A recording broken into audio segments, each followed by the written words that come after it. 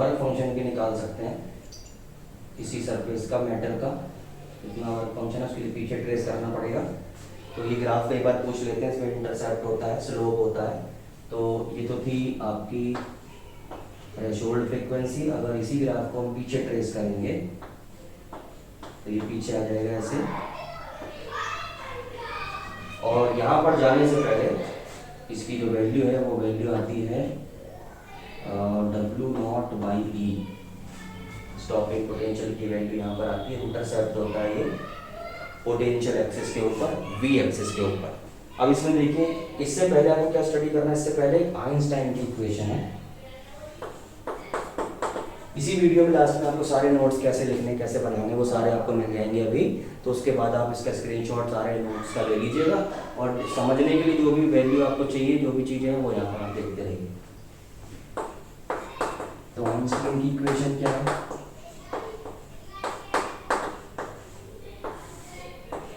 Einstein equation of photo electric current या फिर dual nature of radiation and matter. ठीक, सारा का सारा खेल जो है वो लिनार्ड और हॉलवेज एक्सपेरिमेंट का है। लिनार्ड और हॉलवेज एक्सपेरिमेंट से ही जितने रिजल्ट हमें मिल रहे हैं, ठीक है, उसको ध्यान से एक बार देख लीजिएगा वीडियो को। उन्हीं के बिहाफ पे आगे का पूरा चैप्टर, इलेक्ट्रॉन को भेजना है, इलेक्ट्रॉन को रोकना है, स्टॉपिंग पोटेंशियल, थ्रेशोल्ड फ्रीक्वेंसी, सब कुछ उसी के बिहाफ पर है। तो उसको बहुत ध्यान से आपको समझ लेना। आप देखिए इसमें क्या है, आइंस्टाइन ने क्या बताया, इन्होंने भी उसी को नोटिस किया। तो इन्होंने देखा, क्या देखा कि एच न्यू, ये हमने रेडिएशन भेजा, ठीक है, हमने रेडिएशन भेजा, उस रेडिएशन में से वर्क फंक्शन का यूज हो गया, और जो बाकी बची एनर्जी उससे इलेक्ट्रॉन मूव करता है ½ mv max²। मैक्स क्यों लगा रहे हैं, क्योंकि हम देख रहे हैं कि वर्क फंक्शन, ठीक है, वर्क फंक्शन यूज करने के बाद जो एनर्जी बचेगी, 20 जूल भेजी, 10 जूल यूज हो गई, 10 बाकी बची, उस 10 से चल रहा है। तो अगर 10 से चल रहा है तो उसकी स्पीड कितनी है निकाल सकते हैं। m की वैल्यू हमें पता है 9.1 10⁻³ kg, वो वैल्यू यहाँ पुट कर देंगे। ठीक, इस तरह से एक रिजल्ट ये निकला।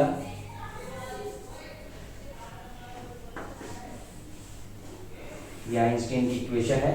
इसी को आप और सोल्व करोगे तो तरह तरह से बन सकती है ये equation. ½ mv max², h common निकाल लीजिए, न्यू माइनस न्यू नॉट हो गया, तो ये तो वही हो गया। और इसमें और क्या कर सकते हो, ये फॉर्मूला का यूज कर सकते हो, c = न्यू लैम्डा। तो न्यू कितना हो जाएगा, c/λ। और अगर न्यू नॉट है, c = न्यू लैम्डा, या फिर आगे मैं नोट कर देता हूँ new lambda, new not lambda naught, जो फ्रीक्वेंसी उसी कलर की वेवलेंथ। ठीक है, अगर येलो कलर की फ्रीक्वेंसी है येलो वेवलेंथ, रेड कलर की फ्रीक्वेंसी है तो रेड कलर का वेवलेंथ, अगर थ्रेशोल्ड फ्रीक्वेंसी आप यूज करें तो थ्रेशोल्ड वेवलेंथ, इन दोनों को मल्टीप्लाई करेंगे आपको स्पीड ऑफ लाइट मिलेगी। ओके, अब देखिए आगे क्या है। तो अगर न्यू को रिप्लेस कर देते हैं तो न्यू हो जाएगा c/λ, और फिर न्यू नॉट को रिप्लेस करेंगे तो न्यू नॉट कितना हो जाएगा, न्यू नॉट = c/λ नॉट। तो यही फॉर्मूला लैम्डा के टर्म्स में आ गया, hc 1/λ - 1/λ नॉट। इधर ½ mv max² as it is चल रहा है।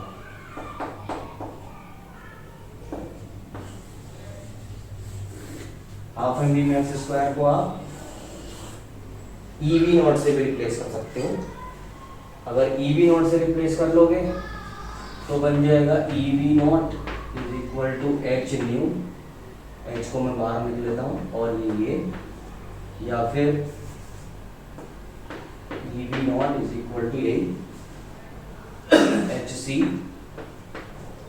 1/λ - 1/λ नॉट, ये भी हो सकता है। ठीक, तो ये आइंस्टाइन की रिलेशन है, कोई इनका नया रिजल्ट नहीं है। उसी रिजल्ट को जो लिनार्ड हॉलवेज एक्सपेरिमेंट में मिला, उसी को सबने ऑब्जर्व कर करके ध्यान से स्टेटमेंट बना के लिख कर बता दिया कि हाँ ये चीज़ें हैं, और उसके according stopping potential, threshold frequency, work function, ये सब बना दिया।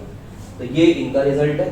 उसके बाद आगे देखिए, इस ग्राफ से जो अभी बताया था आपको कि प्लैंक कांस्टेंट कैसे निकालना है या फिर वर्क फंक्शन को कैसे डिसाइड करना है, तो ये वही ग्राफ है, अभी वही स्टॉपिंग पोटेंशियल और फ्रीक्वेंसी वाला यहाँ तक था, इसे पीछे तक ट्रेस कर लिया। ये थ्रेशोल्ड फ्रीक्वेंसी है, पीछे तक आ गया। यहाँ पर इस वैल्यू को मैंने लिखा है W0/E। अभी देखिए कैसे है। तो जो आइंस्टाइन की इक्वेशन थी अभी अभी मैंने लिखी थी, इसको मैं फिर से लिखता हूँ। आइंस्टाइन की इक्वेशन थी half mv max square is equal to h nu minus h nu nought. ठीक, इस हाफ mv मैक्स स्क्वायर को क्या लिख सकता हूँ, e v नॉट। ये हो गया h nu minus h nu not. उसके बाद v नॉट को यहीं छोड़ देते हैं, ये हो जाएगा h by E into new minus h by E into new not. इस इक्वेशन को हम कंपेयर करेंगे।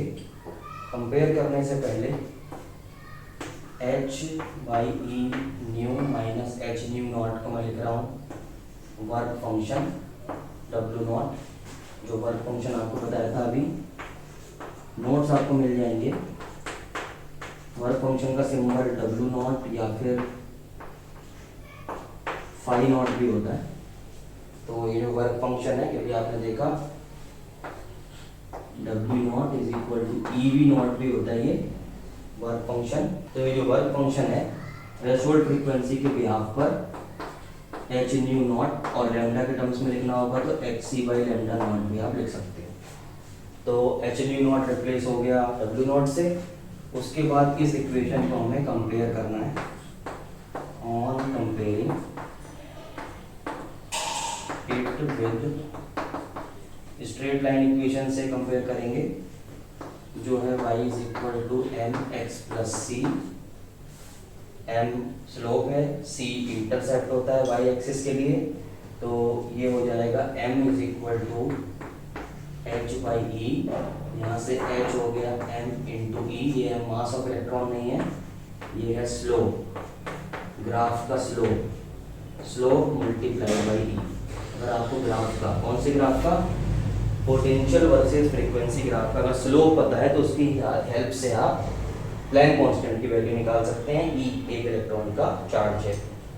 और देखिए क्या है यहाँ पर, ये है सी क्योंकि इंटरसेप्ट है, यहाँ पर W नॉट बाई, साथ में माइनस साइन है, मैग्नीट्यूड की बात कर रहे हैं। तो फिर ये हो जाएगा C is equal to W not by e, और इसी को हम कहते हैं intercept on intercept of V axis, potential axis. तो W नॉट की वैल्यू क्या हो गई, इंटरसेप्ट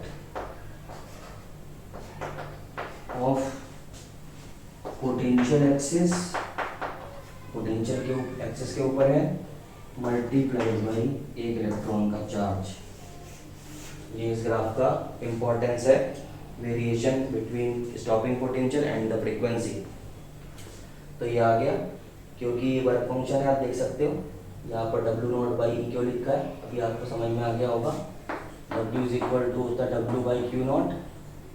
अब W है हमारा यहाँ पर वर्क फंक्शन, ये है E, चार्ज की जगह E, stopping potential V not, stopping potential का एक्सिस है।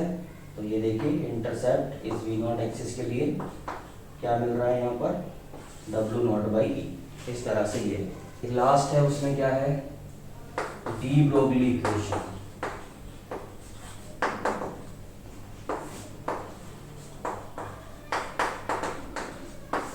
आइंस्टाइन के अकॉर्डिंग यूनिवर्स में केवल दो ही चीजें थी, E is equal to mc square में या तो एनर्जी या फिर मास।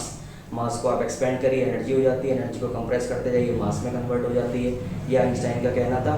डी ब्रोगली का कहना था कि दो ही चीज़ें होती हैं, ये भी दो के पीछे पड़े हुए, दो चीज़ें होती हैं, या तो होता है रेडिएशन यानी कि वेव्स वगैरह होती हैं, या फिर होता है मैटर। ठीक है, रेडिएशन मैटर। तो जब तक इन्होंने कंफर्म नहीं बता दिया था कि रेडिएशन भी मैटर की तरह बिहेव कर सकती है, मैटर भी रेडिएशन की तरह बिहेव कर सकते हैं, तब तक हम केवल अजम्पशंस पर ही काम कर रहे थे। जो अजम्पशंस हमने किसने दी थी, हेगेंस ने। हेगेंस प्रिंसिपल बनाया था, वेवलेट फॉर्म वाला, एनवेलप वगैरह बना के अजम्प करके उन्होंने वो थ्योरी बनाई थी, और वही थ्योरी चलती रही कई साल तक। ठीक है, बताऊंगा आपको कितने साल तक ये सब चलता रहा। और फिर उन्होंने कन्फर्म बताया कि इन्होंने डी ब्रोगली ने कन्फर्म करके बताया कि yes there is dual nature of radiation and matter. कैसे बताया था इन्होंने, बिल्कुल सिंपल, जो इनका फॉर्मूला है वो ये है, lambda is equal to h by p, इसमें लैम्डा है वेवलेंथ और पी है मोमेंटम, लीनियर मोमेंटम होता है ना, मास इनटू वेलोसिटी जो होता है, और एच प्लेन कांस्टेंट है। तो कब बताया इन्होंने कंफर्म, ये कंफर्मेशन है, ठीक। या कंफर्मेशन कैसे मिल गया, फॉर्मूला मिल गया, एक मैथमेटिकल फॉर्मूला, क्योंकि मैथमेटिक्स कभी भी झूठ नहीं बोलती है, नंबर्स कभी भी झूठ नहीं बोलते हैं, कैलकुलेशन कभी भी झूठ नहीं बोलती, ठीक है। तो इसमें इन्होंने क्या करके बताया, देखिए एक ऐसा रिलेशन है जिसमें मैटर की प्रॉपर्टी भी है जो मोमेंटम है, और वेवलेंथ ये रेडिएशन की प्रॉपर्टी, वेव्स की प्रॉपर्टी एक ही रिलेशन में दोनों है। तो यानी कि जब हम चाहें वेव्स को यानी रेडिएशन को मैटर की तरह भी यूज़ कर सकते हैं और मैटर से रेडिएशंस भी बना सकते हैं। ये इनका कंफर्मेशन था। कैसे बताया था इन्होंने, बहुत सिंपल था। इन्होंने एनर्जी को लिया, काइनेटिक एनर्जी, काइनेटिक एनर्जी को इन्होंने वेलोसिटी से डिवाइड किया, और फिर बाद में थ्योरी होगी किसी भी एनर्जी को आप, क्योंकि एनर्जी तो एनर्जी से को वेलोसिटी से डिवाइड करिए मोमेंटम में कन्वर्ट होती है। तो काइनेटिक एनर्जी का फॉर्मूला जनरली होता है half m v square, half एक नंबर है, उन्होंने नंबर को छोड़ दिया। ध्यान से देखेंगे तो आइंस्टाइन की जो इक्वेशन है उसमें एम सी स्क्वायर है, मास है, और सी स्पीड ऑफ लाइट है, एम सी स्क्वायर, नंबर वहाँ भी छोड़ा हुआ है उन्होंने, एम वी स्क्वायर ले लिया यहाँ पर, और ये वेलोसिटी, रैंडम वेलोसिटी से कोई भी ऑब्जेक्ट चल रहा है, ठीक। तो वेलोसिटी से अगर हमने डिवाइड किया तो वेलोसिटी कैंसिल हो गई, ये कितना आ गया एम वी, और इस एम वी को हम जानते हैं ये होता है पी, यानी कि मोमेंटम। तो डी ब्रोगली ने नया कॉन्सेप्ट दिया मोमेंटम का, इसमें मास का टर्म नहीं आया, इन्होंने सीधे मोमेंटम का नया रिजल्ट दे दिया कि energy divided by velocity can give you momentum. Energy को वेलोसिटी से डिवाइड करिए, मोमेंटम आपको मिल जाएगा, ये इनका कहना था। इसमें मास का कहीं कोई टर्म नहीं है, ठीक है।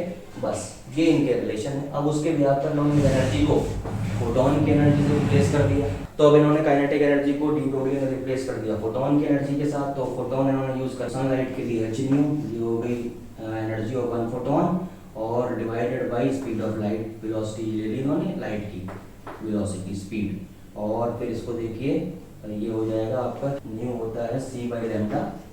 तो न्यू को हम रिप्लेस करेंगे सी बाई लैम्डा से, तो कितना बन जाएगा, यहाँ आ गया मोमेंटम,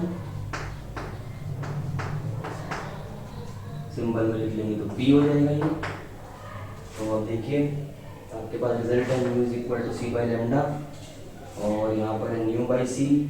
तो इसको उल्टा कर सकते हैं या फिर आप चेंज भी कर सकते हो। चेंज करने में क्या मिलेगा आपको, ये nu is equal to c by lambda put कर लेके चलिए, कैसे भी पुट कर सकते हैं। तो सी बाई लैम्डा न्यू की जगह गया, एक सी पहले से नीचे, सी से सी कैंसिल हो गया, यहाँ पर पी है। तो ये देखिए p is equal to h by lambda इन्हें मिल गया, या फिर lambda is equal to h by p हो जाएगा, ठीक। ये डी ब्रोगली की इक्वेशन है जो बताती है कि यस कंफर्म बताती है कि dual nature of radiation and matter होता है। इस इक्वेशन से पहले केवल अजम्पशंस था, कंफर्मेशन नहीं था, अजम्पशन था, और बहुत सारे रिजल्ट प्रूव भी हाइगेंस ने कर दिया था, है ना। Laws of reflection, laws of refraction, सब अजम्पशन की वेव थ्योरी के अकॉर्डिंग उन्होंने, वेव लेट वाली थ्योरी के अकॉर्डिंग ये सब बना दिया था, लेकिन कंफर्म इन्होंने करके बताया।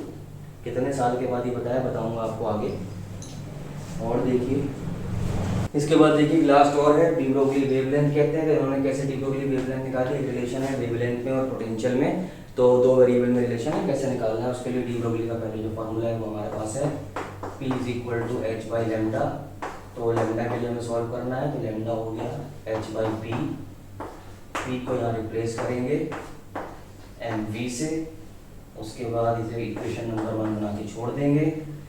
काइनेटिक एनर्जी होती है हाफ एम वी में स्क्वायर, और यहाँ पर ये हो जाएगा आपका v की वैल्यू यहाँ से चेंज करेंगे तो ये बन जाएगा 2 into kinetic energy divided by मास, ये हो गया v स्क्वायर।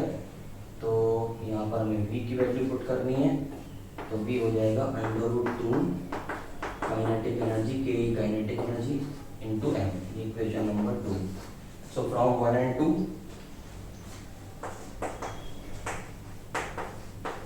की वेलोसिटी वैल्यू यहाँ पुट करेंगे, lambda is equal to h by m, और v के प्लेस पर क्या आ गया देखिए 2 into kinetic energy divided by mass. फिर इसको ना थोड़ा सॉल्व करेंगे, रूट एम है, रूट एम टाइम्स कैंसिल हो जाएगा, this becomes under root 2m into kinetic energy. और क्योंकि ये काइनेटिक एनर्जी किसकी, इलेक्ट्रॉन की, और इलेक्ट्रॉन की काइनेटिक एनर्जी को हम रिप्लेस कर सकते हैं पोटेंशियल के टर्म्स में। तो कैसे रिप्लेस करेंगे, 2m kinetic energy become EV। अब इसमें देखिए h प्लैंक कांस्टेंट है 6.6 10 to the power -34 joule second, m mass of electron 9.1 10 to the power -31 kg, E 1.6 10 to the power -19 coulomb. केवल पोटेंशियल बचेगा। ये सारी वैल्यूज आप पुट करिएगा, पुट करके कैलकुलेट करेंगे तो कैलकुलेट करके मिलेगा आपको न्यूमरेटर में 12.27 और अंडर रूट में नीचे बचेगा v। और ये 10 टू द पावर -10 मीटर्स मिलेगा। लैम्डा वेवलेंथ है, मीटर 10 टू द पावर -10 में आएगा और -10 को हम लिखेंगे 1 एंगस्ट्रॉम। तो इस तरह से चैप्टर फिनिश हो जाता है। तो इस तरह से chapter 12 nature of radiation and matter finish होता है। इसके जो नोट्स हैं वो अभी इसी के तुरंत बाद आपको मिलने वाले हैं, उनके स्क्रीनशॉट्स आप ले लीजिएगा।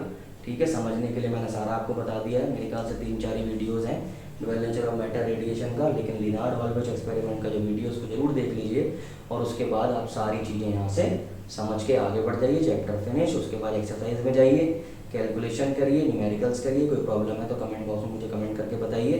कुछ हार्ड न्यूमेरिकल्स हम कोशिश करेंगे ट्राई करने की और फिर उनको आप इजीली कैसे सॉल्व कर सकते हो उस पर बात करें। चलिए मिलते हैं अपने नेक्स्ट वीडियो में।